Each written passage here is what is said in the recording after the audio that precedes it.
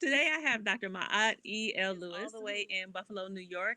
And I asked Dr. Lewis to come on because she is a phenomenal psychologist and she is also initiated in comedic yoga. And Dr. Lewis is someone who is amazing. She does a practice that is called breathwork. And I wanted her to come on and to be able to talk about what she does in her clinical practice, particularly because she's one of the psychologists that will join me on June 12th when we talk about integrating the ethics of integrating alternative healing practices into therapy. So, thank you, Dr. Lewis, for coming. Well, thank you, Dr. Ojelade. Glad to be here. Will you start out by just telling us a little bit about what breathwork is, just assuming that people have never heard of breathwork? Right. So, breathwork is a term used to define a broad number of conscious breathing activities, and so it can involve, rhythmic breathing, fast-paced breathing, conscious forms of focus on the breath, and breathwork in particular is used as an active form of meditation, and it is a way of helping people to cleanse, release old emotions, and to be able to energize the body towards its own self healing.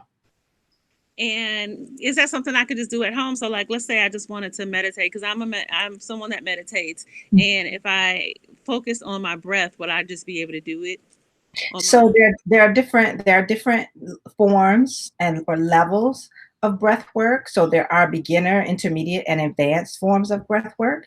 And so yes, you can do breath work, conscious breathing on your own. There are different types of breathing that you can do and should be doing on your own.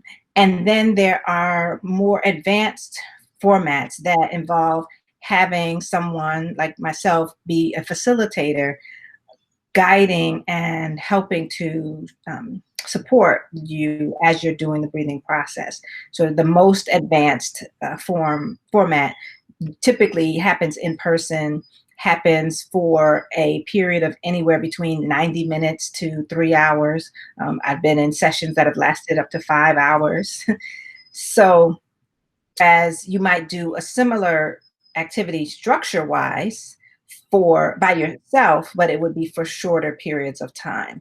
And part of the idea is the longer that you do it, the more intense and the more in depth you can go in the breathing process. And it's just better to have a guide or support around when you're doing more extended periods of time of the breathing. So, when you say more in depth, like, tell me what happens when you're going in depth. Right. So, as with most forms of meditation, you may be focusing or concentrating on something.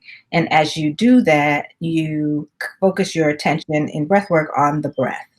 And as you are increasing the focus on the breath, you may find yourself sort of going into a state of deep relaxation. You may find yourself having what we call expanded states of awareness or consciousness, alternative states of consciousness where you may have sensations in your body. You might, notice the energy moving or flowing within you.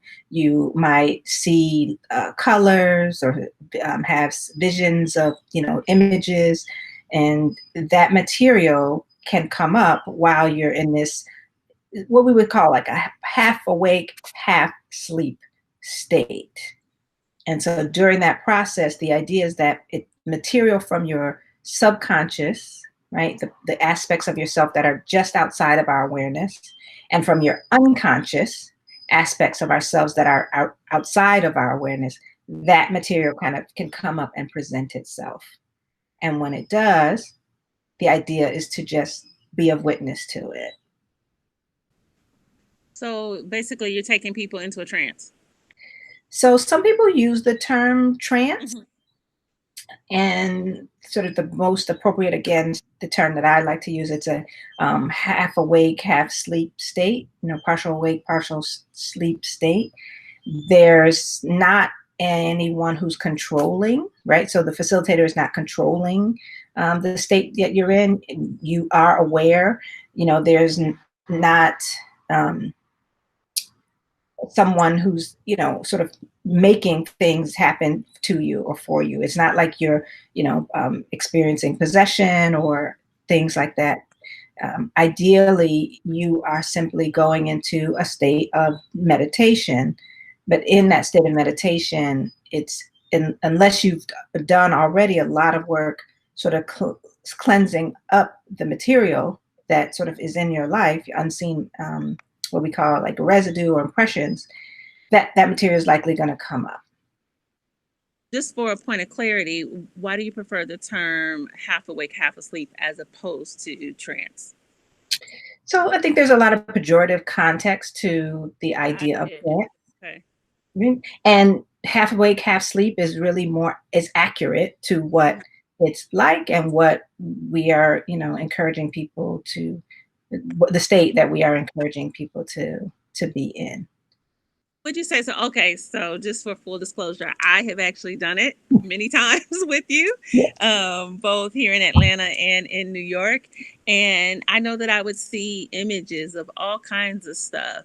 And you said that that's part of my subconscious. But some of those things weren't things that I had ever interacted with. Like, how do you account for those things that they've never been part of my life? So you're asking sort of, why do you see material that you may or may not have been familiar with? Yeah. And so from an African philosophical perspective, which is the foundation we use for understanding the human personality, there are different states of consciousness. There's the waking state, there's the subconscious, and then there's the unconscious. And at any given time, the material that we see in our conscious, subconscious, or unconscious states, any material that we see could come from one of those realms of consciousness. And material that comes from our past lives, right? And according to Kemetic philosophy, you know, we are simply souls journeying through this lifetime, this experience. And so there's a whole philosophy around the process of life and death, and that we never really die. Right? The soul just passes from one realm of existence, one realm of consciousness, to another realm of consciousness. And so you may be seeing material just from another realm of consciousness, another period of your life, or, you know, lives and previous lives, or you may be seeing impressions of things that you might hope to see and wish to, you know, to see. And the challenge and the opportunity in breath work and in meditation is to allow that material to come up and to present itself, but to not be attached to it. And so we are getting an opportunity to see sort of deeper into ourselves beyond the conscious waking state. We're getting to see the subconscious, we're getting to see elements of the unconscious, but that's not really the absolute reality of who we are. That just goes way beyond anything that I feel comfortable with, the idea of past lives and stuff.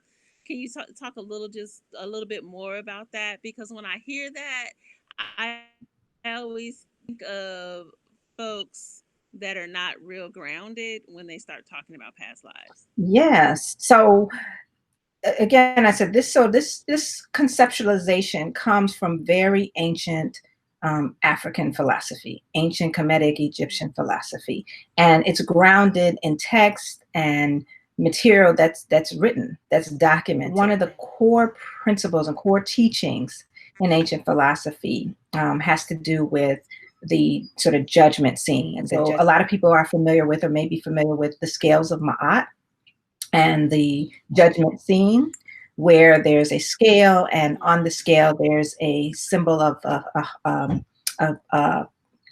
symbol of Ma'at with a feather in her hair, or there'll be just a feather. And then on the other side of the scale, there's a symbol of a vase or a heart. And that's the judgment scene. It's called the weighing of the heart. And essentially the idea is that at the time of one's death, the heart is weighed to determine the extent to which it's lighter than the feather. And ideally, one's heart would want one's heart to be lighter than the feather, as opposed to equal in weight to the feather, or heavier than the feather. And depending upon the way the scale is tipped, that then indicates the extent to which either one must go through life again. So if the heart is heavier than the feather, that means that it's weighted down with impressions, what we call RU, residue, from one's lifetime. That residue can be, sadness, frustration, anger, conflict, all of the fetters or all of the things that might weigh down one's heart. And when you have those things weighing down your heart, you then are not able to be at peace and at rest. And so you would then return, in terms of the cycle of life and death, you would then return through life in order to cleanse those things that are weighing down the heart. You just helped me think about something. So I've always, to be frank, I've always been very guarded at the idea of like when people talk about past lives and past life regression. But as you're talking, it made me think about the fact that people talk about like someone being an ancestor returned. So in Ifa, you have the name Babatunde or Yetunde, which is father or mother returned. And then even as African Americans, little kids sometimes they'll say like that's an old man or an old lady, and they Mhm. talk about Okay. that Mhm. child being like an old soul. Yeah, so it's the same thing. I don't know why I never put those two things together. We also just like to take it a little step further, though, because you could get, and people can get kind of caught up in the idea of, oh, this is about previous lifetimes or future lifetimes and reincarnation. That is the philosophy, but there's another way to look at it that is just as important, and is where, from a psychological perspective, we can focus, right? If you're working with a client or someone who's not quite, that's not a part of their value system, we can talk about that judgment and that weighing of the heart as something that occurs in everyday life, moment to moment. That at any given moment, we have an opportunity to weigh the heart against the feather of Ma'at, right? And so if you walking down the street and somebody, just out of nowhere starts cursing you out, you could choose to curse them out, lay into them, punch them in the face, and you would be creating negative impressions on your heart, right? So you huffing and puffing the rest of the day, you angry, maybe you injured your fist by punching them in the face. So you've now created negative impressions and weighed down your heart.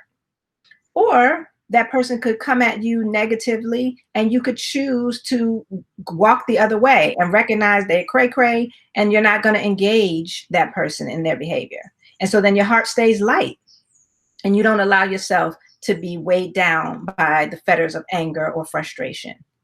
So okay, so let's bring it into contemporary context right now.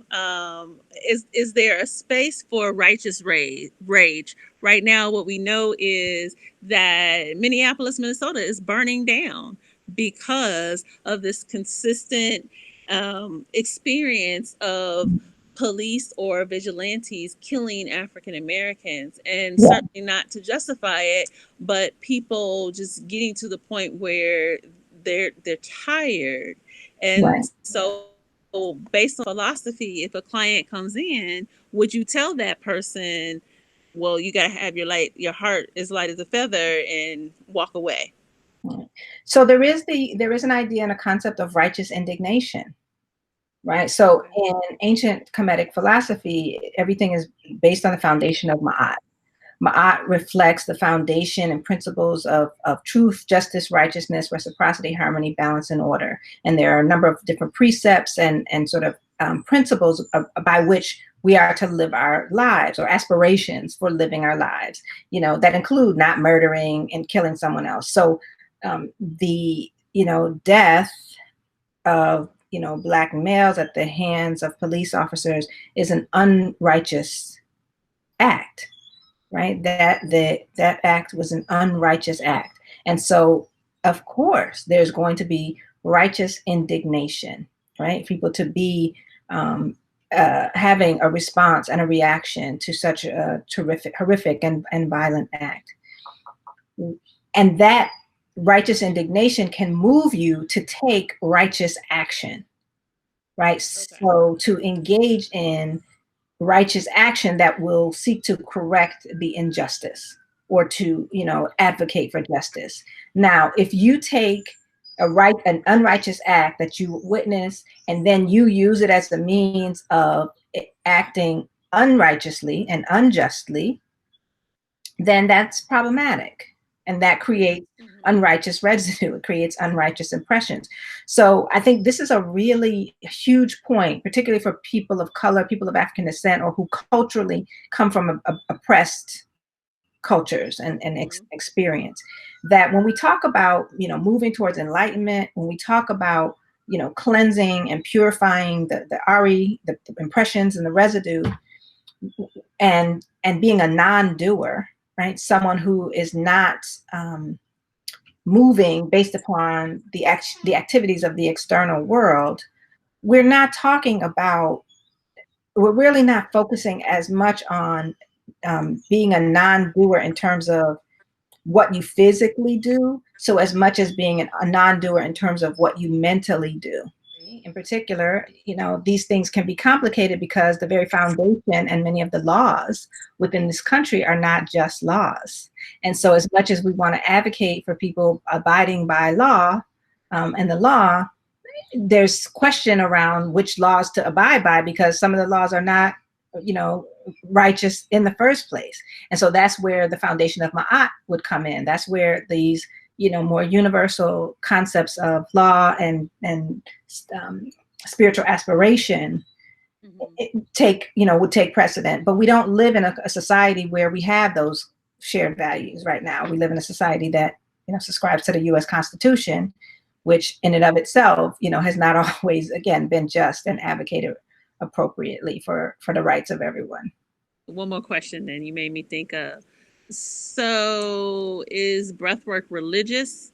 And number one, and number two, are you saying because I can imagine people listening to you and they may walk away with this idea that you may be one that's just saying, well, we just need to forgive. Good point. So you're raising. Is that what you're saying? So you're raising two issues. One is breathwork religious? So I'll answer that part first, and then we'll talk about the idea of forgiveness. So breathwork can be and has been practiced in many different cultural and spiritual traditions. And some of those traditions are religious in nature. Ancient Egyptian philosophy was an ancient religious civilization. However, it was a religious civilization in that it was a way of life, right? And there were, even within that, both secular and non-secular elements and aspects of the culture. So, non-secular are those religious aspects. Secular are the aspects that relate to life and everyday life, regardless of the religious intonations or indications. So Ma'at philosophy has a secular place because it focuses around ethics and living in alignment with ethical principles. And you can have a number of different sort of religious beliefs and still practice these sort of foundational ethical ways of being and have those values. And so as a psychologist, a part of the ethics of practicing breathwork is making that clear that we are talking about secular principles. We are talking about elements that reflect a way of life, and a way of life that may overlap with a person's religion, may have distinction from a person's religion. We're also talking about philosophy. And there are many different philosophies that, and our work as psychologists is philosophical work. My degree says I have a doctorate of philosophy. I have chosen to post my training, my graduate training, to learn about African philosophy and to have my practice as a psychologist be informed by African philosophy and not just Western philosophy. Focus on. So you went to a very Ivy League of the Ivy League school. Yeah. So you went to Columbia University and you got a PhD from Columbia. So that's like the top in the society that we live in. Why would you take that good Western education and say, okay, after that, I'm going to focus on this African philosophy? Isn't the Western psychology that you got a PhD in sufficient? Well, the question be sufficient for what? If you're practicing, if you're practicing within the limits of Western culture and Western values, then perhaps it is sufficient. But Okay. when you are practicing taking into account the cultural and historical context of people of African descent in particular, no, it's not sufficient. It's wholly insufficient. First and foremost, because it does not include the concept of spirit. African psychology, African philosophy, and the definition of African psychology, according to the Association of Black Psychologists, at its core, has spirit as a defining principle, and that comes from the historical context of being of African descent. So Western psychology has struggled with, is spirituality, is religion, are they relevant? Is it? We don't even. That's not even a part of the discussion. The Right. cultural historical basis of being African is centered in spirit. Period. Got it. So let me just come back to, because you did ask me about forgiveness. We could spend a whole another few hours. I think this is, I felt forgiveness. Yeah. this is a topic in and of itself that does warrant a lot of time and attention. I think it's important because when you are a member of a historically oppressed group, there's so much that has been done to yourself and people culturally. That the idea of forgiving someone else is really challenging and difficult, especially if the ills and the harm is still being done. So like, you're still harming me. What is there to forgive? Because you're actually still causing the harm. Right. So we don't look at forgiveness sort of just as this simple notion of forgiving the person who has done something to you. We think about forgiveness in the context of what not forgiving does to you, or sort of what holding the residue that comes with being angry, frustrated, that comes with that when you are focusing your energy on someone else. Is again, if you operate within the philosophy and within Kemetic philosophy, you can't escape justice. So before we're talking about forgiveness, we're talking about justice. Has justice been addressed and served? So it's not even like, I'm not asking you about forgiveness if I'm not asking you about or looking at justice, and to the extent to which justice is in accord and people are held accountable for their actions. If there is anger and frustration, direct that towards righteous indignation, direct that towards actions that are going to seek accountability. And then we can focus on, lightening the heart. So it's not just a simple philosophy of a sister gets killed by the cops who enter her home in the middle of the night and we automatically forgive, or when a cop puts their knee on your neck you forgive, or some vigilantes chase you down and kill you that you forgive. There's a sense of having righteous indignation, taking action, that the person is held accountable, some justice occurs, and then when all that occurs, then there's the idea of forgiveness.